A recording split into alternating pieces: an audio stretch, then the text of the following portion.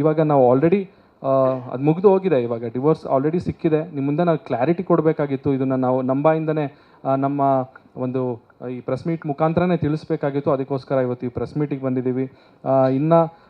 ಇನ್ನಷ್ಟು ಹೇಳ್ಕೊಳ್ಬಾರ್ದೇ ಇರುವಂಥ ಅಂಥ ವಿಚಾರ ಏನಿಲ್ಲ, ಅಂಥ ಕೆಟ್ಟ ವಿಚಾರಗಳು ಆ ಥರದ್ದೇನೂ ಇಲ್ಲ. ಸೊ ಹಾಗೆ ಖಾಸಗಿ ವಿಚಾರಗಳನ್ನು ನಾನು ಎಲ್ಲರ ಮುಂದೆ ಬಹಿರಂಗವಾಗಿ ನಾನು ತಿಳಿಸೋಕ್ಕೂ ನನಗೆ ಮನಸ್ಸಿಲ್ಲ.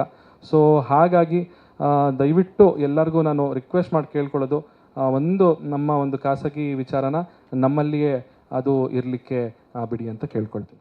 ಸೊ ನಮ್ಮ ಫ್ಯಾಮಿಲಿ, ನಮ್ಮ ಪೇರೆಂಟ್ಸು ಎಲ್ಲರೂ ಸುಮಾರು 1 ವರ್ಷಕ್ಕೂ ಹೆಚ್ಚು ಹಿಂದೆಯಿಂದನೇ ನಾವು ಈ ಮಾತುಗಳನ್ನ ಆಡಿ ಕೊನೆಯದಾಗಿ ಯಾವುದೇ ರೀತಿಯ ಕಾನ್ಫ್ಲಿಕ್ಟ್ ಇಲ್ದಲೆ ಪರಸ್ಪರ ಜಗಳ ಆಡಿಕೊಂಡು ಸಾಕಷ್ಟು ನೋಡ್ತೀವಿ. ಸಾಕಷ್ಟು ಕೇಸ್ಗಳಲ್ಲಿ ಅವ್ರ ಮೇಲೆ ಇವ್ರು ಅಲಿಗೇಷನ್ ಮಾಡಿ, ಇವ್ರ ಮೇಲೆ ಅವರು ಅಲಿಗೇಷನ್ ಮಾಡಿ, ಬೀದಿ ರಂಪಾಟ ಮಾಡಿ ಅದಕ್ಕೊಂದು ಲಾಸ್ಟಿಗೆ ಫೈನಲ್ ಆಗಿ ಡಿವೋರ್ಸ್ ತೊಗೊಳ್ತಾರೆ. ಸೊ ಅದು ಯಾವ ರೀತಿ ಆಗೋದು ಬೇಡ. ನಾವು ಯಾವ ರೀತಿ ಮದುವೆ ಆಗಬೇಕಾದ್ರೆ ಒಂದು ಖುಷಿಯಾಗಿ ಮದುವೆ ಆದ್ವಿ.